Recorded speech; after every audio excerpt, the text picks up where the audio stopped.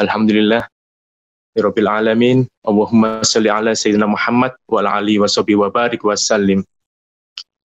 Yang sama-sama kita hormati para ustadz, para kiai, para alim ulama di Masjid Manarul Ilmi, dan juga para bapak ibu dosen, ya, para mahasiswa yang dirahmati Allah Subhanahu wa taala. Pertama-tama marilah kita panjatkan puji syukur kita kehadirat Allah Subhanahu wa taala karena pada pagi hari ini kita dipertemukan di dalam suatu majelis yang insya Allah kita semua mengharapkan ridho dan mengharapkan barokah, terutama untuk mengawali kegiatan hari ini, dan khususnya kita berada di hari kelima di bulan suci Ramadan.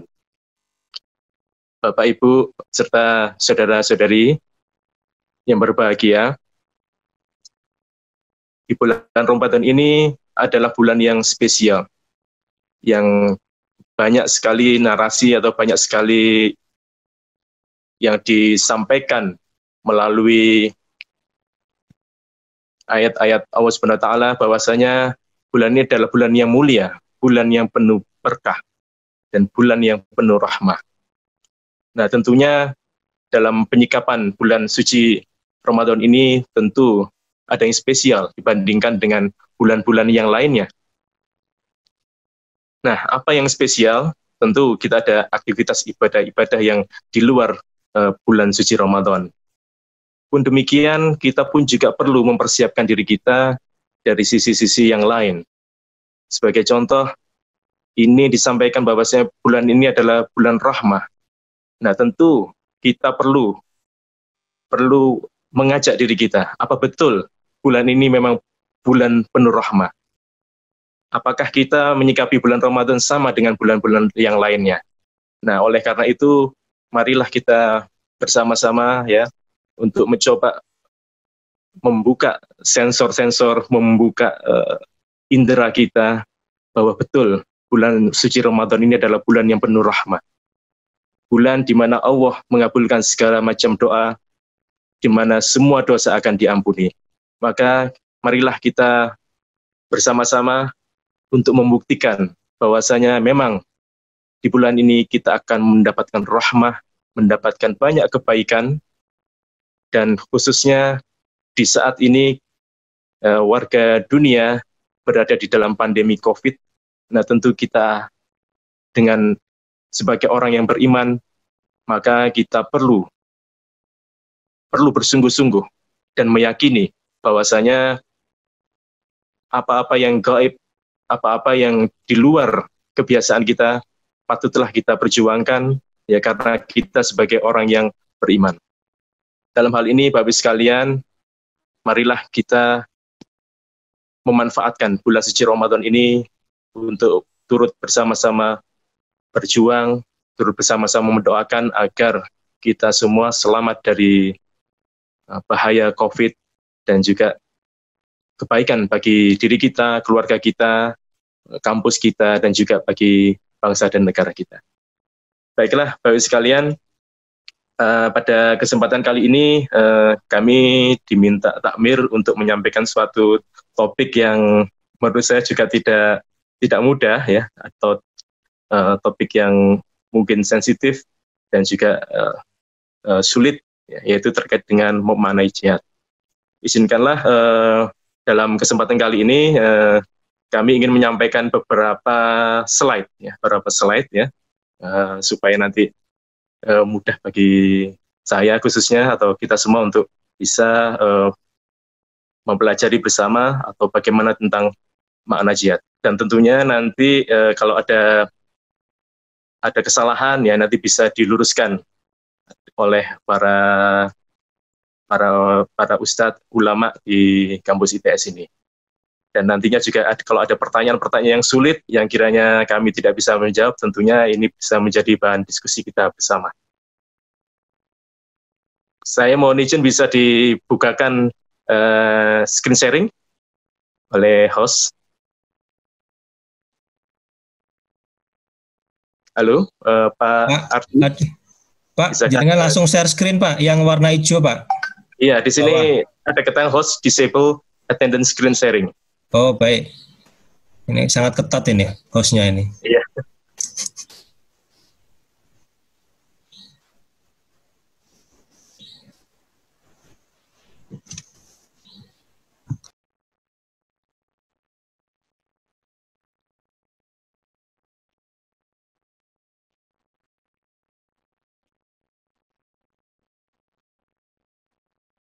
Ini baik. Bisa terlihat Bapak Ibu sekalian? Bisa, Halo? Pak. Bisa, Iya. Bisa, Pak. Bisa dilihat. Ya. Bisa kita mulai. Bagaimana topik pada pagi hari ini adalah memaknai jihad. Nah, Bapak Ibu sekalian, apabila kita ke Google adalah database besar. Nah, ketika kita mengetikkan kata jihad, ya, dan kemudian kita pilih tab atau bagian gambar-gambar atau images, ini adalah tampilan yang ditunjukkan oleh Google. Bahwasanya kalau kita ketik kata jihad, maka gambar-gambar yang seperti inilah yang muncul di Google. Nah, artinya betapa memang topik ini sensitif dan mungkin ya bagi kebanyakan, khususnya bagi non-Muslim, bahwasanya kata jihad ini adalah kata yang sangat menyeramkan dan identik dengan peperangan, identik dengan bahkan terorisme. Ini yang menjadi problem atau masalah ya di era globalisasi pada saat ini, di mana isu ini akan menjadi isu yang bisa dimanfaatkan oleh pihak-pihak yang tidak senang atau tidak menyukai kaum Muslim maupun agama Islam. Bapak sekalian, kata jihad ini dikenal ya, khususnya kalau ada peristiwa pemboman ya, pasti itu dicari siapa kelompok-kelompoknya, dan seringkali secara berburuk sangka itu pasti dinisbatkan atau dituduhkan pada kelompok-kelompok tertentu, dan kelompok-kelompok tertentu tersebut jika ada pengakuan pasti mereka mengatasnamakan jihad. Bagi kelompok yang melaksanakan jihad ini diartikan bahwasanya mereka ya perang melawan musuh-musuh Islam. Bahkan mereka menyatakan pemboman terhadap yang dianggap musuh Islam merupakan perbuatan yang terpuji dan merupakan bagian dari kegiatan jihad. Nah, tentunya bagi kelompok masyarakat dunia, kata jihad ini adalah kata yang sangat mengerikan. Dan dampaknya adalah kita sebagai kaum Muslim dan Islam menjadi yang terduduk. Nah, seringkali Islam dalam kacamata orang di luar Islam, dan terutama kelompok-kelompok Barat, diberi label agama teroris, dan tindakan tersebut disebut sebagai terorisme. Ya, sehingga kita tentu tidak rela agama yang rahmatan lil alamin ini dianggap sebagai agama yang kejam, kemudian bertentangan dengan hak asasi manusia, dan juga tidak berperi kemanusiaan. Tentu kita tidak rela agama kita dinyatakan seperti itu. Padahal Bapak sekalian, sebelum kita melihat definisi atau ayat-ayat tentang jihad di Al-Quran, kalau kita lihat di Kamus Besar Bahasa Indonesia, ya, ini mudahnya ya, kalau kita melihat definisi jihad, itu ternyata di kampus kita, jihad itu mempunyai 3 arti. Yang pertama adalah usaha dengan segala daya upaya untuk mencapai kebaikan. Dan yang kedua adalah upaya membela agama dengan mengorbankan harta dan nyawa. Dan yang ketiga adalah perang suci melawan orang kafir untuk mempertahankan agama Islam. Jelas dari definisi jihad ini, bagian perang ini ada di definisi nomor 3. Selebihnya, nomor 1 dan 2 ini tentu bermakna sangat positif dalam membangun peradaban, dalam membangun masyarakat, bangsa, dan negara. Dan kita lihat di definisi nomor 3 pun, perang suci melawan orang kafir, ini hanya diperuntukkan untuk mempertahankan agama Islam. Jadi tidak semata-mata perang yang membabi buta, atau perang yang bermakna penjajahan, atau perang yang bermakna agresi. Kemudian jika kita melihat di dalam Al-Quran, Eh, di Al-Quran ya, menurut beberapa sumber ya, mungkin kita bisa periksa bersama-sama nantinya, kata jihad dan derivasinya itu disebutkan sebanyak 41 kali dan terbagi dalam 19 surat Al-Quran. Nah, 41 tersebut terdapat 7 kata dalam ayat-ayat Makkiyah, artinya ayat-ayat yang diturunkan selama periode Nabi Muhammad berada di kota Makkah, dan kemudian sebanyak 34 kata dalam ayat-ayat Madaniyah. Ya, jadi ayat jihad ini justru banyak ditemukan atau diturunkan ketika Nabi berada di kota Madinah. Asal kata atau kata dasar dari jihad ini bisa dilihat, yaitu hurufnya adalah jim, ha, dan dal atau jahada, atau bisa juga kata dasarnya dituliskan dalam Al-Quran adalah jahada. Nah, ini adalah kata-kata dasar dalam jihad ya, dan kemudian ada juga derivasi-derivasi lainnya sehingga total disebutkan dalam Al-Quran sebanyak 41 kali. Nah, sebagai contoh, ini adalah salah satu ayat di Makkah yang menyebutkan ada kata jahada tadi. Misalnya di surat Al-Furqan, surat 25 ayat 52, ayat 52 yang berbunyi, A'udzubillahi minasyaitonirrajim, fala tuti'il kafirina wajahidhum bihi jihadan kabira. Yang artinya, maka janganlah kamu mengikuti orang-orang kafir dan berjihadlah terhadap mereka dengan Al-Quran, dengan jihad yang besar. Nah, kita perhatikan pada makna di sini, jihadnya adalah tidak secara eksplisit menyatakan memerangi, tapi di sini disebutkan jihadlah terhadap mereka dengan Al-Quran. Kemudian di ayat yang lain, ya termasuk ayat Makkiyah, yaitu di surat Al-Fatir, surat 35 ayat 45. A'udzubillahi minasyaitonirrajim. Wa aqsamu billahi jahda aymanihim la in ja'ahum nadhirun la yakununna ahda min ihdal umam. Falamma ja'ahum nadhirum ma zadahum illa nufura. Yang artinya, dan mereka bersumpah dengan nama Allah dengan sekuat-kuat sumpah. Sekuat sumpah ini adalah jahda. Sesungguhnya jika datang kepada mereka seorang pemberi peringatan, niscaya mereka akan lebih mendapat petunjuk dari salah satu umat-umat yang lain. Tatkala datang kepada mereka pemberi peringatan, maka kedatangannya itu tidak menambah kepada mereka, kecuali jauhnya mereka dari kebenaran. Nah, sehingga secara umum ayat-ayat yang mengandung makna jihad yang turun di kota Mekah ini lebih ditekankan pada jihad dalam konteks berdakwah, yaitu berdialog dengan kaum Quraisy Mekah, kemudian dengan dialog yang baik sehingga ajaran Islam ini dapat diterima dengan baik dan benar. Jadi sekali lagi ayat di jihad khususnya yang turun di kota Mekah ini belum ada atau tidak ada yang menyatakan makna ajakan untuk melakukan peperangan. Dan secara histori Rasulullah dan para sahabat di kota Mekah justru mereka mendapatkan cobaan yang luar biasa dari kaum Quraisy. Kemudian jika kita beralih ke ayat-ayat Madaniyah, nah di sini di surat Al-Ankabut surat ke-29 ayat ke-6, A'udzubillahi minasyaitonirrajim, wa man jahada fa innama yujahidu li nafsihi innallaha ghaniyyun 'anil 'alamin. Yang artinya, dan barang siapa yang berjihad, maka sesungguhnya jihadnya itu adalah untuk dirinya sendiri. Sesungguhnya Allah benar-benar maha kaya, tidak memerlukan sesuatu dari semesta alam.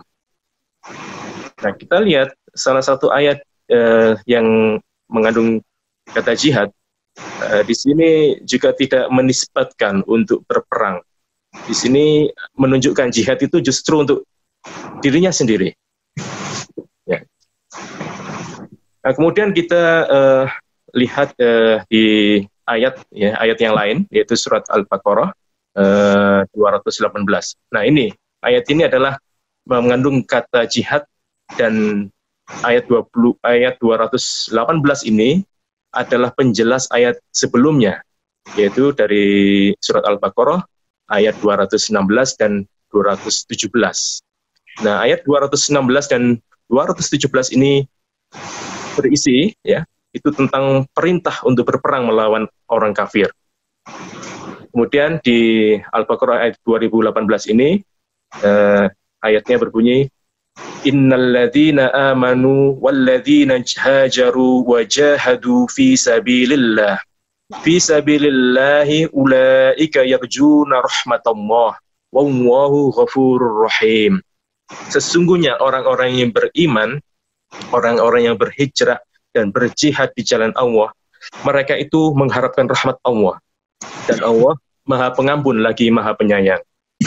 Kemudian Bapak Ibu, jika kita melihat di terjemah ayat 216-217 ini, memang secara eksplisit di ayat 216, diwajibkan atas kamu berperang, padahal berperang itu adalah sesuatu yang kamu benci.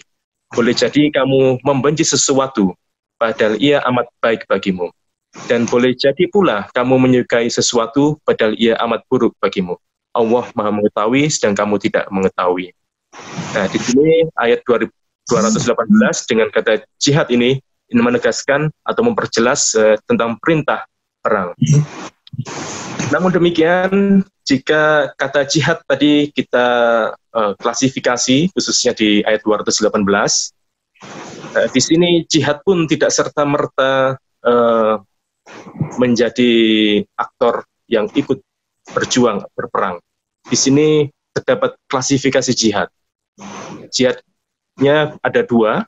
Yang pertama adalah jihad dengan harta. Jihad dengan harta ini merupakan kategori yang menurut tafsir adalah jihad yang utama, yaitu dengan menginfakkan harta untuk dijadikan modal untuk berhijrah dan dijadikan pertahanan bagi agama. Ya, seperti halnya untuk mempersiapkan perbekalan, logistik perang, kuda-kuda, kemudian peralatan senjata, serta juga untuk memenuhi kebutuhan konsumsi logistik orang Islam yang ikut dalam peperangan. Kemudian tentu jihad dengan dirinya sendiri, artinya menjadi aktor dalam melaksanakan peperangan, menghadapi musuh dan sabar menghadapi cobaan dan menghadapi kerasnya peperangan. Jadi sekali lagi di surat Al-Baqarah ayat 218 ini, kata jihad ini dimaksudkan sebagai bentuk kontribusi. Kontribusi bisa dengan harta atau apa yang kita miliki, atau yang kedua kontribusi dengan diri kita sendiri.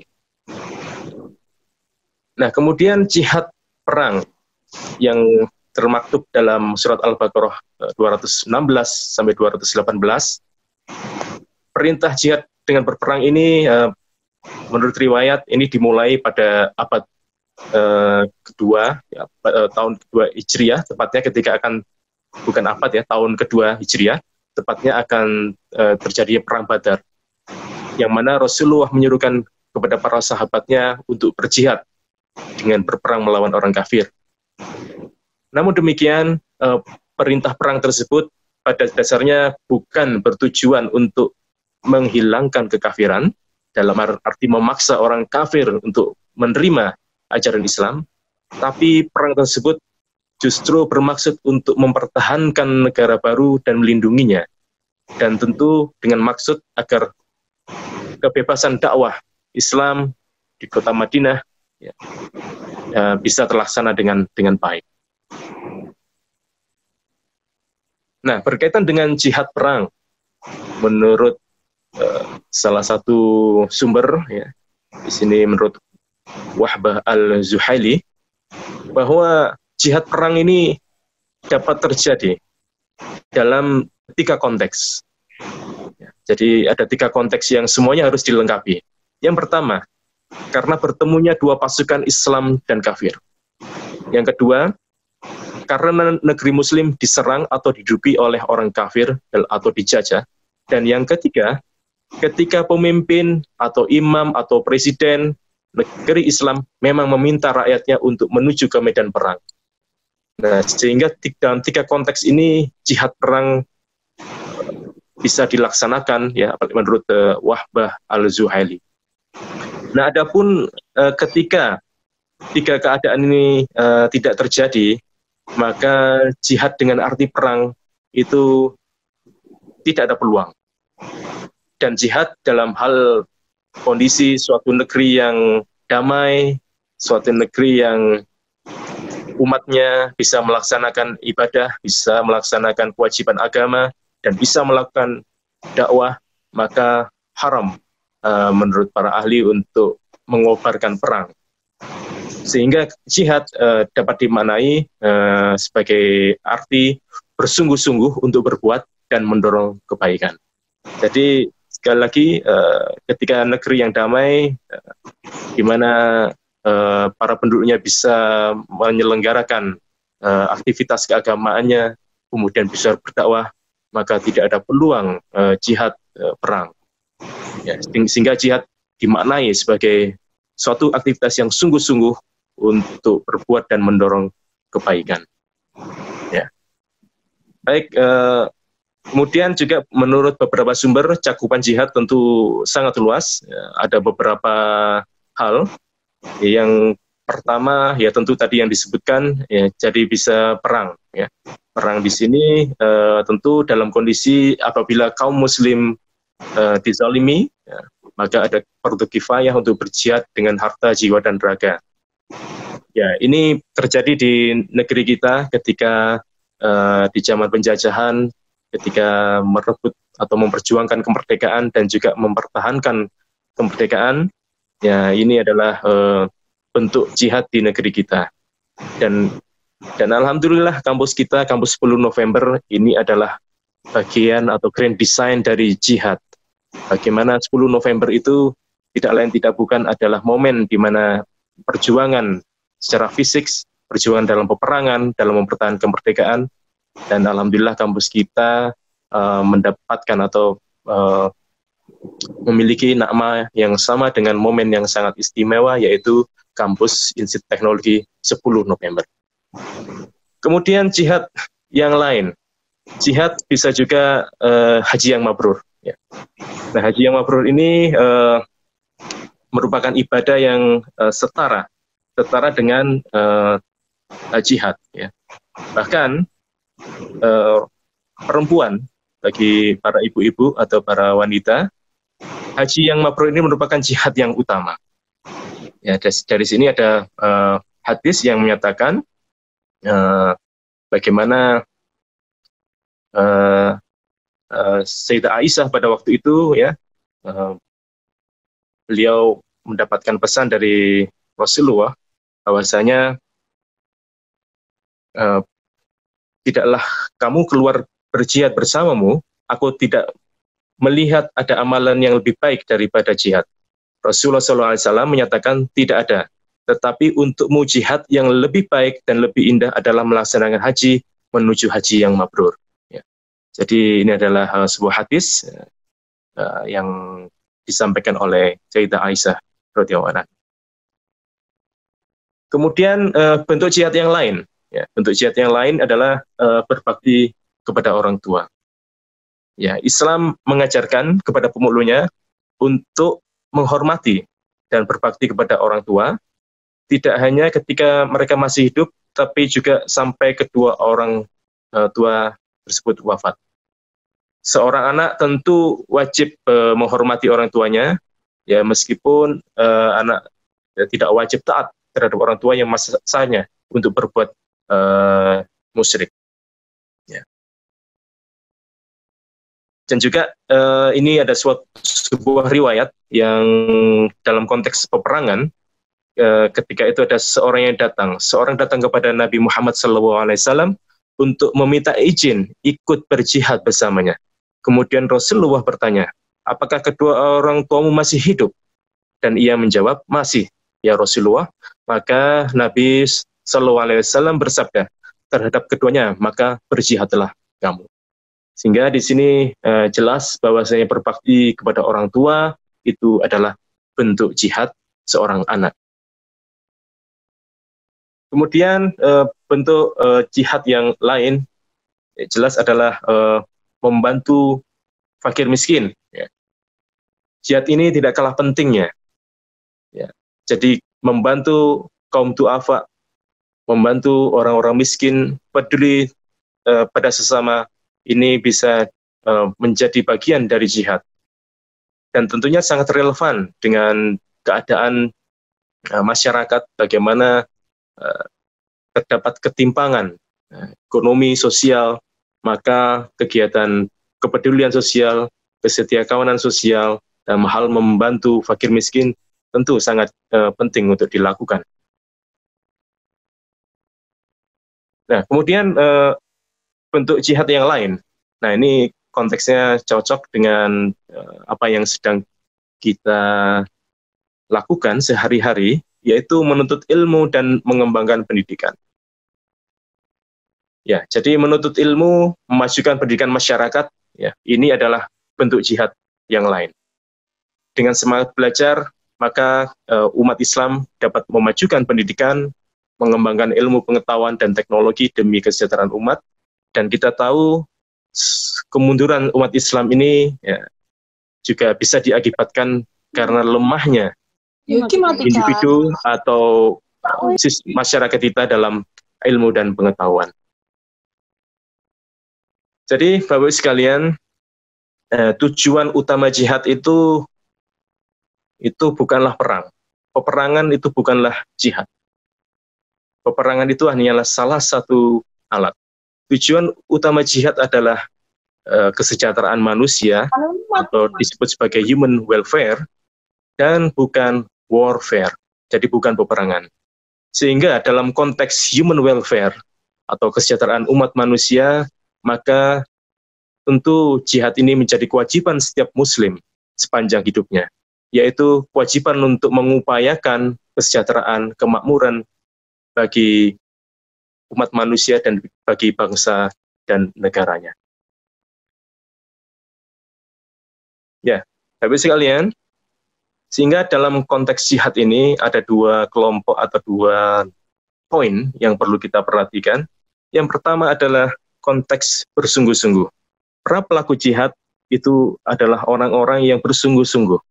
Orang yang bersungguh-sungguh dengan dirinya. Orang yang bersungguh-sungguh dengan apa yang dimilikinya. Mengorbankan waktunya, mengorbankan tenaganya, dan mengorbankan seluruh apa yang dia milikinya. Kita memiliki contoh yang begitu indah, ya, kaitannya dengan sedekah, ya. Jadi ketika zaman Rasulullah, para sahabat Umar bin Khattab, ya, beliau ketika zaman peperangan, beliau menyumbangkan hartanya. Beliau menyumbangkan separuh hartanya, dia sumbangkan. Tentu ukurannya luar biasa banyak bagi kita. Nah, kemudian sahabat Abu Bakar As-Siddiq, ternyata beliau tidak hanya separuh harta, tapi seluruh hartanya dia sumbangkan untuk mendukung dakwah Islam. Nah, tentu ini adalah contoh yang sangat indah bagaimana orang bersungguh-sungguh dengan mengorbankan apa yang dimilikinya. Para sahabat telah mencontohkan bagaimana mereka bersungguh-sungguh dengan apa yang diupayakan, dengan apa yang dimilikinya. Kemudian yang kedua adalah menggapai ridha Allah Subhanahu wa taala. Jihad tentunya apa yang kita harus memperhatikan apa yang kita perjuangkan. Jangan sampai salah kita memperjuangkan sesuatu. Dalam hal menggapai ridha Allah Subhanahu wa taala, para sahabat pun juga ada contoh ketika zaman peperangan. Dalam suatu peperangan, sahabat Ali bin Abi Thalib dalam sebuah pertempuran, beliau berperang dengan seseorang, dan ketika dalam peperangan tersebut Ali bin Abi Thalib, beliau mohon maaf diludahi ya, mendapatkan air ludah mengenai wajahnya, dan dia begitu emosi dan juga dalam mau menghabisi lawannya tersebut. Dan ketika sudah dalam posisi mengakhiri pertempuran, beliau tersadarkan ternyata dia berperang bukan untuk menggapai ridha Allah, tapi karena marah karena dia diludahi. Dan akhirnya Ali bin Abi Thalib pun menghentikan ayunan pedangnya dan dia beristighfar.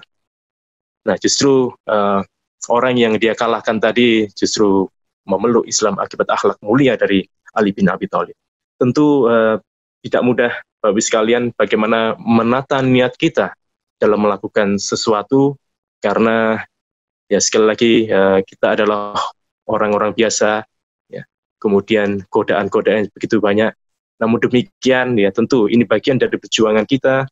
Bagaimana dua hal ini perlu kita perjuangkan, yaitu bersungguh-sungguh dan dengan niat menggapai ridha Allah Subhanahu wa taala semata. Baik, kemudian tentu di dalam zaman sekarang jihad dapat dimaknai banyak hal. Jihad tidak lagi peperangan karena kita berada di masa damai, namun dalam konteks ITS tentu akan indah jika kita juga berjuang bersama-sama untuk memajukan IPTEK, kemudian memikirkan bersama bagaimana ketahanan pangan, kemudian bagaimana ketahanan energi kita yang masih tergantung dengan migas, kemudian jihad terhadap lingkungan hidup, gimana kerusakan lingkungan yang juga terus terjadi. Nah, ini patut kita perjuangkan. Dan juga hari-hari ini kita ada cobaan, yaitu jihad melawan COVID-19. Nah, pada saat yang sama ternyata kita tahu bahwasanya negara kita masih jauh dari kemandirian terkait dengan teknologi atau produk alat-alat kesehatan. Menurut data, lebih dari 90% peralatan kesehatan kita adalah impor. Ya, sungguh sangat memprihatinkan, dan ini layak untuk diperjuangkan. Dan insya Allah ini adalah bagian dari ITS, tentu harus bersama-sama dengan elemen bangsa lain, elemen-elemen bangsa, untuk memperjuangkan bagaimana kemandirian produk alat-alat kesehatan. Baik, Bapak-Ibu sekalian, ini insya Allah slide terakhir. Jadi marilah kita jadikan kampus ITS ini sebagai kampus, sebagai ladang ilmu dan amal kita, khususnya bagi para mahasiswa, maka jadikanlah kesulitan belajar ini sebagai ladang jihad, dan ajang prestasi sebagai medan dakwah. Kemudian bagi kita para dosen, maka jadikanlah kerumitan rancangan pembelajaran dalam menyiapkan pembelajaran online dan offline sebagai ladang jihad kita, dan kelas kuliah ini sebagai medan dakwah. Dan tentunya dalam skop kita sebagai dosen, ya, maka jadikanlah riset dan inovasi sebagai ladang jihad, dan publikasi ilmiah sebagai medan dakwah. Nah, demikian Bapak Ibu sekalian, apa yang dapat kami sampaikan.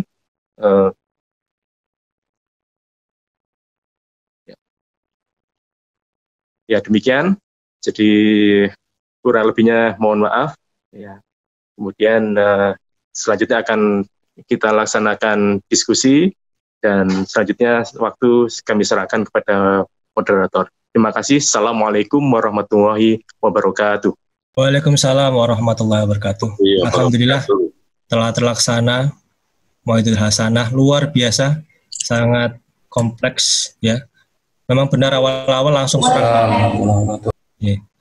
Ini jihad, jadi artinya yang sebenarnya adalah untuk human welfare, bukan warfare, bukan perang. Ya. Dengan keywordnya harus sungguh-sungguh dan mengharapkan ridha Allah SWT.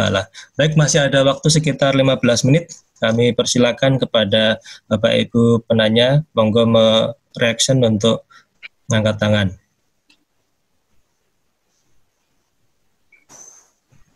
Present. Pak Wahyudin, Pak Iza Rahmana, nggih. Tadi Pak Iza Rahmana dulu, nggih. Mumpung belum lupa. Monggo Pak Iza Rahmana. Assalamualaikum. Waalaikumsalam. Assalamualaikum warahmatullahi wabarakatuh. Matur nuwun Ustadz, matur nuwun moderator. Yang perlu saya tanyakan, melihat kondisi yang saat ini, kelihatannya kita yang mayoritas muslim itu kadang-kadang dalam berdakwah, dalam artian memperingatkan sesuatu yang mungkar, itu dimaknai sesuatu yang berbeda, terutama untuk para pengembang amanah, sehingga kadang-kala kita dibatasi dari apa yang menjadikan materi kita berdakwah. Taruhlah beberapa bulan yang lalu timbul di masjid-masjid itu ada pembatasan materi. Kira-kira menurut Ustadz, hal seperti itu apakah sudah terlalu melenceng dari arti jihad? Padahal kita melihat bahwa itu semuanya dari Al-Quran yang kita berikan, atau ustadz-ustadz yang memberikan itu dari Quran semuanya, begitu. Itu yang pertama. Terus yang kedua, maaf Ustadz, kalau dilihat dari surat Al-Baqarah ayat 216, itu kan dikatakan kutiba alaikumul qital. Di situ ada kewajiban untuk berperang, sama dengan halnya pada kita saat ini kita lakukan, yaitu kewajiban untuk berpuasa. Ya ayyuhalladzina amanu kutiba alaikumusiyam. Sama-sama ada kewajiban hal tersebut seperti itu. Nah, menurut Ustadz, persiapan apa? Kalau umpamanya puasa, sahabat itu persiapannya sudah 6 bulan. Nah, kita tidak ada sama sekali yang membuat kita kewajiban berperang itu ada persiapan dari umat Islam. Itu saja Ustadz. Mohon penjelasannya. Terima kasih. Assalamualaikum warahmatullahi wabarakatuh. Waalaikumsalam warahmatullahi wabarakatuh. Raputan Pak Iza Rahmana dari mana, nggih? Saya sekarang tinggal di Keputih nomor 90B, Ustadz. Oke, Keputih 90B. Pak Hatta langsung 2 atau satu-satu dulu? Ya, satu-satu dulu ya. Oke, monggo.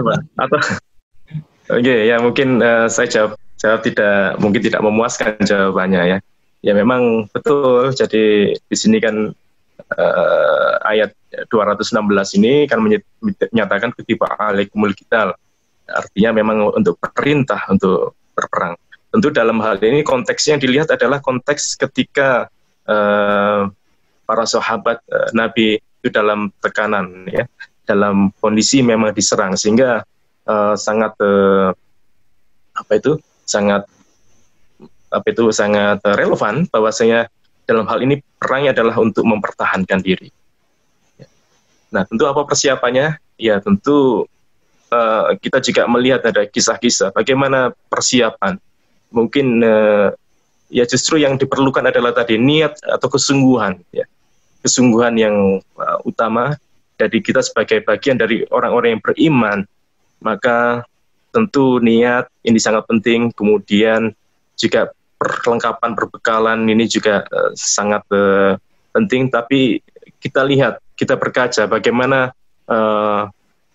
Rasulullah dalam perang Badar ya, dengan jumlah yang terbatas pun bisa memenangkan peperangan. Begitu juga dalam perjuangan 10 November misalnya, ya kita lihat bahwasanya untuk dengan keterbatasan, bahkan dengan bambu runcing ternyata bisa mengalahkan atau bisa menguasai peperangan pada waktu itu. Jadi intinya sebagai orang yang beriman tentu ada pertimbangan matematis, tapi kita juga memperhatikan bahwasanya ada kuasa Allah, ada kekuatan yang tidak terlihat yang akan mensupport atau mendukung orang-orang yang beriman. Kemudian pertanyaan pertama tadi berkaitan dengan pembatasan dakwah. Saya mungkin belum terlalu jelas ini pertanyaannya, tapi yang jelas kita memiliki ulama, memiliki pimpinan, dan tentu sebagai umat yang baik kita harus patuh pada ulama dan juga umarok kita. Jadi dua hal ini yang menjadi panutan kita. Nah tentu dalam hal misalnya ada khilafiyah atau perbedaan-perbedaan, ya tentu itu dalam konteks kita dalam bermasyarakat bernegara, ya. Dan saya yakin jika konteksnya adalah untuk kebaikan, ya, sebagai bangsa, negara, umat Islam, ya tentu kita yakini bahwasanya pada saat ini kita jauh dari peperangan, negeri kita adalah negeri yang damai, kita bisa bebas beribadah, kita bisa melaksanakan amal-amalan, dan bahkan kita bisa juga melakukan dakwah. Tentu hal ini patut kita syukuri, ya, patut kita pelihara dengan baik. Ya, demikian. Baik. Okay. Dan selanjutnya kami persilakan ke Pak Wahyudin. Pak.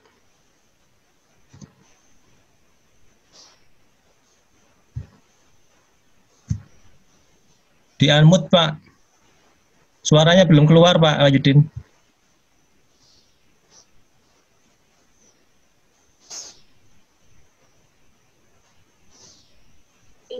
Halo?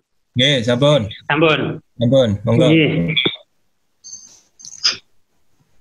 Nggih, saya nambahi sedikit dan garis bawahi tadi materi yang disampaikan Pak Hatta sangat bagus sekali, bahwa jihad itu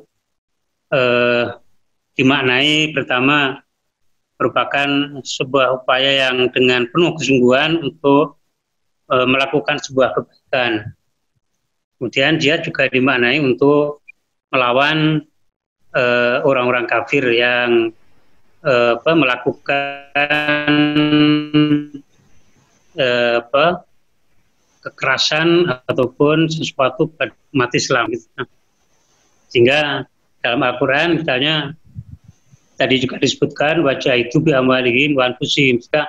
Yang disebut pertama adalah berjihadlah dengan menggunakan harta, baru kemudian nyawa. Dalam peperangan secara fisik itu memang terjadi dan beberapa kali terjadi di zaman Rasulullah. Sehingga perintah kutiba azimul qital itu memang betul-betul ketika itu pernah dilaksanakan oleh Rasulullah dan para sahabat. Ya. Dan yang perlu kita ingat bahwa peperangan yang dilakukan oleh Rasulullah bersama para sahabat itu sifatnya lebih merupakan defensif, bukan ofensif itu.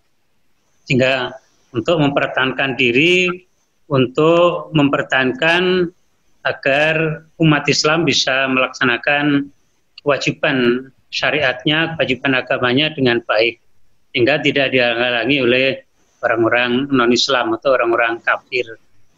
Maka dalam peperangan secara fisik dengan menggunakan kekuatan senjata itu pun Rasulullah memberikan tuntunan yang sangat bagus sekali. Misalnya Rasulullah itu melarang pertama tidak boleh membunuh kaum wanita, kecuali itu wanitanya yang tergabung dalam pasukan perang, gitu ya. Tidak boleh membunuh anak-anak, tidak boleh menghancurkan tempat-tempat ibadah apapun. Kemudian juga tidak boleh merusak lingkungan, ya. Sehingga perang tujuannya bukan untuk merusak apa yang menjadi kebutuhan umat manusia ini. Sehingga kalaupun Rasulullah pernah menghancurkan sebuah bendungan ketika itu, karena bendungan itu menjadi kekuatan atau menjadi bagian dari kebutuhan atau logistik dari orang-orang kafir. Karena kita tahu air itu adalah salah satu sumber kehidupan. Ketika mereka tidak punya cadangan air yang cukup, tentu mereka tidak akan mungkin bisa bertahan hidup dalam waktu yang lama. Ini kode etik ya dalam peperangan. Kalaupun terjadi perang, Rasulullah masih, artinya perang itu pun dilakukan dengan secara tidak membabi buta, tapi masih melindungi orang-orang yang memang tidak terkait langsung dengan kekuatan musuh seperti itu. Sehingga ketika terjadi perang, itu tidak ada lagi misalnya melihat melihat hubungan kekerabatan misalnya. Sehingga ketika para sahabat maju tujuan perang, tujuannya satu, bagaimana mereka bisa membinakan musuh. Atau kalau tidak, maka dia yang akan binasa. Gitu. Hanya ada dua alternatif itu, mau mati atau terbunuh oleh musuh. Atau paling tidak, dia akan menjadi tawanan perang. Sehingga tidak ada orang yang maju di medan perang itu yang dia tidak ingin bunuh musuh atau tidak mau terbunuh. Nah, kalau itu namanya bukan perang, tapi simulasi perang, gitu ya. Simulasi peperangan, sehingga karena tidak ada keinginan untuk menghancurkan musuh. Karena itu ada sebuah dialog yang perlu kita simak, ya, antara seorang ayah dan anak, yaitu Abu Bakar dan putranya, Abdullah. Ketika putranya itu pada perang Badar masih belum menjadi Muslim. Sehingga kata putranya, dan dialog ini terjadi setelah terjadinya perang Badar itu. Dia sampaikan kepada Abu Bakar, ayahnya, wahai ayahku, ketika terjadi perang Badar, ketika itu setiap kali aku bertemu atau berdekatan dengan Abu Bakar ayahnya, dia selalu menghindar. Apa kata Abu Bakar? Wahai anakku, kalau sekiranya pada saat itu aku sempat berhadapan denganku, maka pasti akan aku penggal lehermu. Artinya ketika terjadi perang tidak ada lagi urusan kerabat, urusan anak, urusan bapak, saudara kandung dan sebagainya. Mereka semuanya dianggap sebagai musuh. Tetapi sebaliknya ketika terjadi damai seperti sekarang ini, ya jangankan dengan anak, dengan orang lain saja kita dianjurkan, kita diperintahkan untuk saling berbuat baik, saling menjaga keamanan, perasaan dan sebagainya. Ini jadi kaitannya dengan sekali lagi bahwa kalaupun terjadi perang, Islam itu masih selalu memperhatikan tentang misalnya lingkungan, memperhatikan orang-orang yang tidak terkait langsung dengan peperangan seperti itu. Sehingga sekali lagi mana jihad kemudian tidak dimaknai selalu kemudian berakhir dengan hilangnya nyawa. Bahkan nyawa itu adalah orang-orang yang tidak terkait dengan kekuatan-kekuatan musuh. Saya kira itu sedikit tambahan barangkali untuk memahami makna jihad. Terima kasih. Terima kasih, Ustaz Wahyudin. Alhamdulillah, itu tambahan yang sangat komprehensif dari Pak Wahyudin. Monggo, Bapak Ibu sekalian, mungkin ada pertanyaan lain, diskusi, atau tambahan yang lain. Waktu saya, Pak Nur Irawan, monggo Pak Nur Irawan. Assalamualaikum warahmatullahi wabarakatuh. Waalaikumsalam. Alhamdulillah, apa yang disampaikan kemarin saya absen nggak bisa gabung. Apa yang disampaikan di dalam kajian subuh ini cukup bagus. Mungkin pertama saya usulkan nanti semua dikompil jadi satu, terus dibukukan RDK 41, ITS Press. Itu saya kira tidak membekas saja secara lisan di pagi begini, tapi ada titipan bahasan, mungkin bisa ada yang bisa merubah sistem kita, bisa merubah diri kita, atau dan lain-lain. Pertanyaan saya begini, bahwa jihad harta, saya kira Muslim kategori ini itu betul-betul pejuang pembangunan saat sekarang. Kenapa? Karena sistemnya yang sistem hari ini yang terkait yaitu sistem pajak, keringanan pajak, tax deduction dan lain-lain itu ternyata tidak mendukung. Jadi saya mengamati dari lingkungan yang ada, lingkungan sekitar saya, karena kita insan pendidik, kita akan selalu mengamati, ada sajalah mahasiswa, mungkin tidak mahasiswa, tetangga, siswa, dan lain-lain yang ternyata kesulitan sekali untuk finansial sekolah. Belum yang tadi sudah disampaikan, ternyata memang duafa. Akhirnya Muslim ini menyisihkan uangnya dengan niat jihad untuk membantu sesama mereka sehingga bisa survive, setelah itu dia bisa mandiri. Tujuannya salah satunya adalah supaya sistem negara ini bisa membantu tax deduction. Kalau kita ngisi SPT itu ada isian untuk pajak, tapi ternyata apa? Isian itu suatu saat ditanya, mana buktinya? Ya nggak ada bukti, gitu. Ini diberikan langsung sebagai bentuk membayar SPP-nya si anak yang dibantu, juga memberikan finansial untuk bisa hidup besok harinya atau hari itu, karena ini sangat fakir miskin, nggak punya pekerjaan dan makanan pun kurang. Yang nggak ada buktinya. Setelah semua ditotal dan Muslim ini sangat tertib administrasi dirinya, ternyata besar, dimasukkanlah di dalam SPT.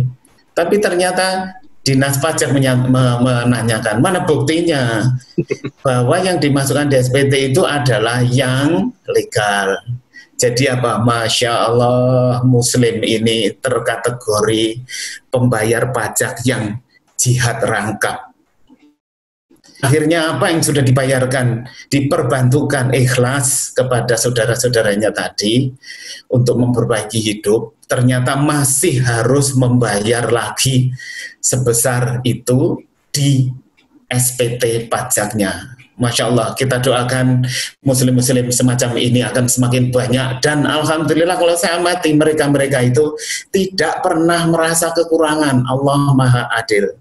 Dan saya yakin mungkin melalui forum ini BE bisa dituliskan menjadi perbaikan sistemik semacam itu, sehingga ini termasuk pernah ada sebuah lembaga yang menjamin nanti tak kasih bukti, ya begitu dia menjamin tak kasih bukti gitu, akhirnya apa? Saya juga mau memberikan alamat, mohon bukti itu bisa membantu kami tax deduction untuk ini diberikan pada alamat ini. Itu beberapa tahun tidak pernah terjangkau yang bersangkutan, tidak pernah diberikan. Jadi ya tetap saja. Oleh sebab itu sistem ini masih sangat lemah. Mungkin ya kita hormati jihad rangkapnya para Muslim itu sebagai pejuang pembangunan negeri ini. Terima kasih, mohon maaf terlalu panjang. Assalamualaikum warahmatullahi wabarakatuh. Assalamualaikum warahmatullahi wabarakatuh.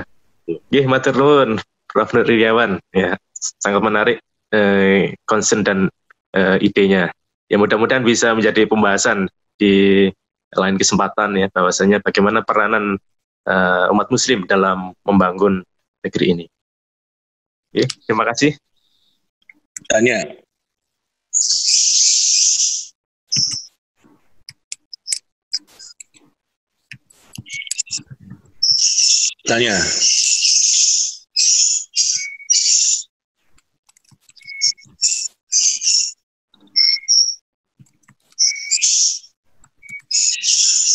Moderator Pak Gunawan, masih ada Pak Gunawan? Pak Gun, Pak Sutardi itu tanya apa? Acungkan tangan sebaiknya diberikan kesempatan itu. Bisa lihat di. Ya, yang mengacungkan ini mungkin saya handle aja dulu. Yang mengacungkan itu Prof. Sutardi. Monggo Prof. Sutardi. Dari catatan tadi ada Prof. Nur Irawan, lalu monggo Prof. Sutardi. Matur nuwun, nih waktunya memang sudah boleh katakan habis ya, sudah jam 6, tapi tadi sepertinya ada Bapak yang lain mengacung-acungkan secara manual gitu, tadi mungkin tidak termonitor oleh moderator itu ya, saya sempat melihat tadi. Nah, ini sedikit saja, saya sangat bangga dan sangat apresiatif sekali terhadap apa yang disampaikan Pak Hatta yang tadi merupakan pengetahuan yang komprehensif terkait dengan istilah jihad ya, dengan 5 istilah jihad tadi, mulai dari perang, mulai dengan harta, mulai dengan pendidikan dan sebagainya. Memang kalau saya meresapi itu memberikan pembelajaran dari diri saya sendiri. Ya mudah-mudahan saya harus belajar banyak terkait dengan jihad ini. Dan juga mudah-mudahan bahwa kita semua memang belajarnya tidak parsial, tapi secara komprehensif seperti yang tadi disampaikan oleh Pak Atta. Nah, satu hal yang ingin saya sampaikan yaitu yang kelihatannya jihad tapi tidak terasa, yaitu yang tadi disebutkan, yaitu jihad melawan kemiskinan dan kebodohan, yaitu tadi kita bagi dunia pendidikan, dan tadi oleh Pak Nuryawan disebutkan sebagai masalah yang berinfak, yang berpartisipasi dalam pembangunan, tadi jihad dengan mal tadi, ya. Kelihatannya itu yang kita harus perjuangkan, karena kalau kita miskin dan bodoh itu dengan mudah kita akan dijajah kembali gitu. Ya. Nah, kalau tidak salah ada sebuah ungkapan itu bahwa kefakiran itu akan cenderung atau menuju ke kafiran gitu. Oleh karena itu kelihatannya sangat cocok dengan dunia pendidikan kita. Ya, sekarang masalahnya yaitu bagaimana kita menghadapi para anggapnya anak didik kita yang kadang-kadang itu juga kita ajak berjihad atau berjunggu-sungguh untuk belajar itu kadang agak berat begitu ya, gitu. Kita sendiri pun juga demikian, kadang-kadang juga melawan sebuah kemalasan itu juga sebuah jihad, yaitu 2 poin penting, yaitu masalah melawan kebodohan dan melawan kemiskinan tadi. Kelihatannya memang untuk era perang di Indonesia saat ini bukan eranya, tapi yaitu maksudnya perang fisik ya, tapi perang yang lainnya, yaitu perang ekonomi, perang masalah kebodohan, yaitu paling tidak 2 itu yang menurut kita bagi dosen yang paling mudah untuk kita handle atau kita perjuangkan. Nah, kira-kira begitu Pak Atta, mungkin Pak Atta bisa memberikan sedikit pencerahan terkait dengan 2 hal tersebut, yaitu masalah khususnya masalah pendidikan tadi, bagaimana menghadapi mahasiswa kita atau kita sendiri yang kadang-kadang juga agak berat melawan masalah ini. Mohon maaf. Terima kasih. Assalamualaikum warahmatullahi wabarakatuh. Nggih, matur nuwun Prof. Tardi. Ya, rasanya ini juga PR kita sepanjang hayat ini. Bagaimana melawan kemalasan dan bagaimana juga untuk bersemangat dalam belajar. Ya, tentu memang bagaimana memotivasi mahasiswa khususnya, ini banyak sekali kiat-kiatnya, dan tentu ini kami justru perlu belajar dengan para senior ini, bagaimana cara mendidik atau memotivasi. Ya, ini adalah suatu seni menurut kami, dan juga kita perlu rasanya untuk sharing-sharing itu bagaimana yang efektif atau cara-cara yang baik ya untuk dalam menangani mahasiswa. Karena juga mahasiswa ini kan tiap tahun datang ya pada kita ya, tiap tahun mereka di sini 4 tahun atau berapa tahun ya, sedangkan kita di sini insya Allah mulai diangkat jadi pegawai ITS atau PNS sampai nanti pensiun ya, sampai umur kita ya. Jadi tentu di sini memang perlu diselenggarakan ya sharing-sharing gitu, kaitannya bagaimana kita ya praktis atau praktek-praktek dalam membina atau mendidik mahasiswa. Ya kan, terima kasih atas perhatian atau pertanyaan atau bantuan tadi, jawaban-jawaban, tambahan-tambahan ya, yang insya Allah ini jadi tambahan ilmu bagi kami. Terima kasih. Saya kembalikan lagi ke moderator. Sempat hilang ya, mengampunten, internet di rumah nggak stabil. Ini saya pindah tempat ini. Baik, untuk selanjutnya kami persilakan. Sudah nggak ada yang lagi, nggih. Ini sudah jam 6:05. Nggih. Tadi ada pertanyaan lagi Pak Gun, 1 orang tadi. Nggih, monggo. Tangan tadi, silakan aja. Ya, monggo Pak. Tangan tadi Pak Andi atau siapa tadi lupa? Pak Andi Aryadi. Iya, kalau nggak salah. Monggo Pak Andi Aryadi, perkenalan dulu nama kalian itu nih ya.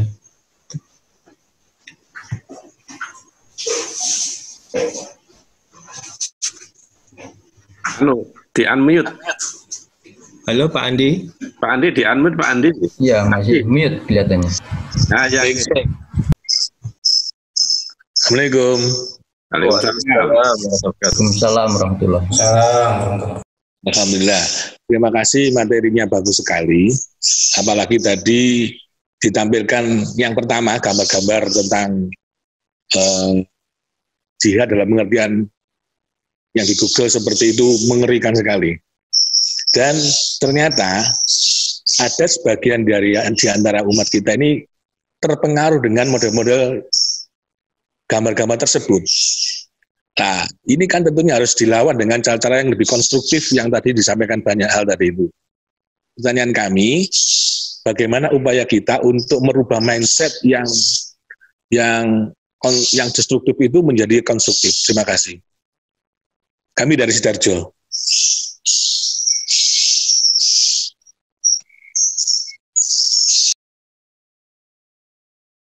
Pak Atta, monggo langsung ditanggapi. Ya, terima kasih. Haryadi dari Sidoarjo. Terima kasih Pak Haryadi. Ya, tidak lain ini adalah konteks perjuangan dakwah kita. Ya, kita siapapun punya kewajiban tadi kan, punya kewajiban untuk melaksanakan atau melakukan jihad sesuai dengan porsi kita masing-masing. Ya, memang faham-faham yang sangat ekstrim, ya, yang menggerakkan peperangan atau radikalisme itu memang menurut data dari dari BNPT ya, itu memang ada di Indonesia. Nah, ini tentu kita butuh banyak pendekatan, ya, baik pendekatan secara komunikasi, silaturahim, bahkan juga pendekatan secara ekonomi sosial, ya.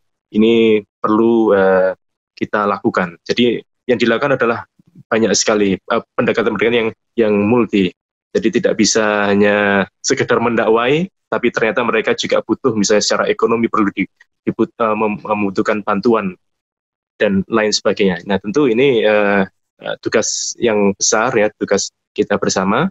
Paling tidak kita memperhatikan lingkungan kita terdekat, dari keluarga kita, kemudian dari lingkungan tetangga, ya, atau kalau kita di kampus maka kita juga punya kewajiban untuk bisa merasakan atau bisa mendeteksi jika ada hal-hal yang kiranya mengarah ke sana.